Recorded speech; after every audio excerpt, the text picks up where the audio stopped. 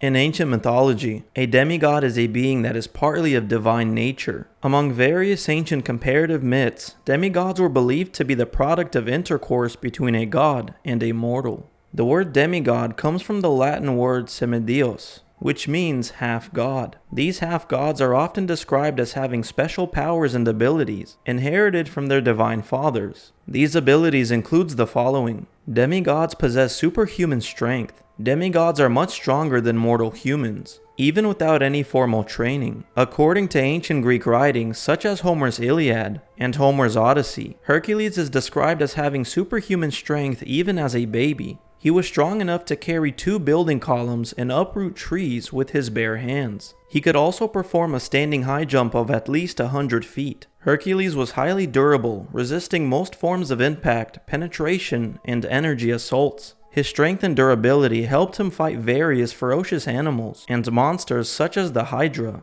a many-headed serpent. The demigods were also known to possess superhuman speed. In Greek mythology, Hermes was the god of speed. He was anointed by Zeus as the messenger of the gods. Hermes was described as being the fastest out of all the Olympian gods, and was believed to have the ability to move as fast as the wind. Autolycus was a demigod and the son of Hermes, and a mortal woman by the name of Ione. Autolycus inherited a portion of his father's speed, making him much faster than the average human. Autolycus also inherited other abilities his father Hermes possessed, such as the art of theft, trickery, and illusion. Autolycus was a master of trickery and illusion who could not only change his own shape, but could also change the shape of items he stole so that they would forever remain undetected. He was also in possession of a helmet of invisibility that further helped him with his theft, trickery, and illusions. Demigods were known for their intelligence and wit, which surpassed the intelligence of the average mortal.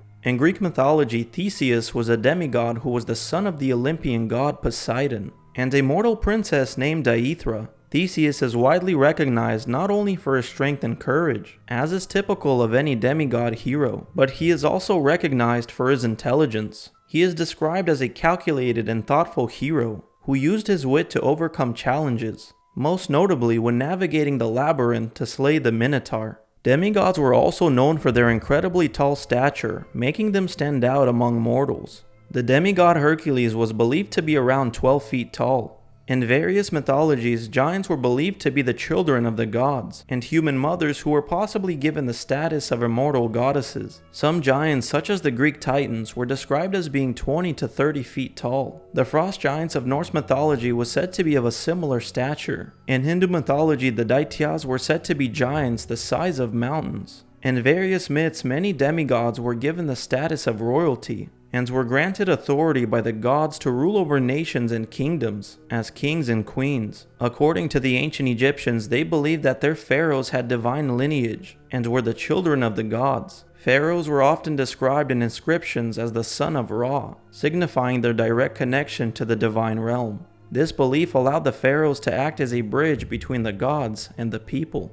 The ancient Egyptian pharaoh Akhenaten was believed to be the son of the sun god Aton. Akhenaten was depicted as a giant man with a large head, elongated skull, elongated limbs, and wraparound serpent-like eyes. In the ancient Mesopotamian epic, known as the Epic of Gilgamesh, Gilgamesh was known as a Sumerian demigod king who was 2/3 god and 1/3 human.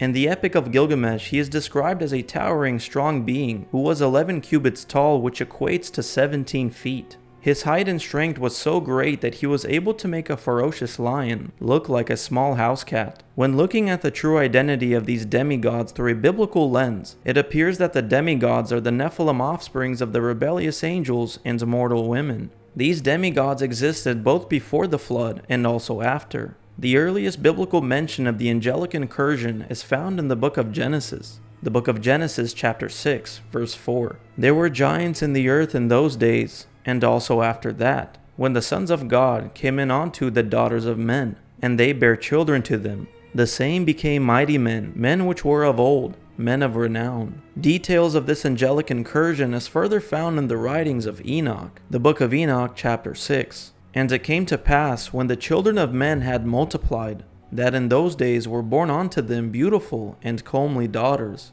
And the angels, the children of the heaven, saw and lusted after them, and said to one another, Come, Let us choose us wives from among the children of men, and begat us children. And Simyaza, who was their leader, said unto them, I fear you will not indeed agree to do this deed, and I alone shall have to pay the penalty of a great sin. And they all answered him and said, Let us all swear an oath, and all bind ourselves by mutual imprecations, not to abandon this plan, but to do this thing.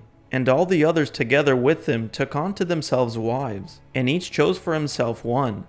And they began to go in unto them, and to defile themselves with them. And they taught them charms and enchantments, and the cutting of roots, and made them acquainted with plants. And they became pregnant, and they bare great giants. The biblical view exposes the demigods, the mythical heroes of old, as the Nephilim offsprings of the rebellious angels, who presented themselves as the gods of humanity, and their children as the demigods, the kings and queens of the earth.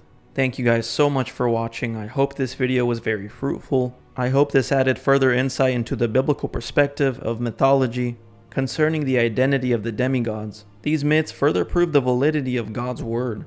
The rebellious angels as described in the Bible are the gods of old, and their children are the demigods. These gods of old came unto mortal women, the daughters of men, and had children with them, which were the Nephilim.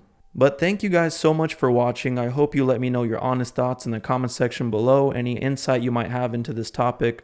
If you would like to support this channel, I do have a Patreon where I post articles and videos on similar topics as well. The link for that is going to be in the bio below. Thank you so much for your support. Please like, share, and if you enjoyed, subscribe. Till next time.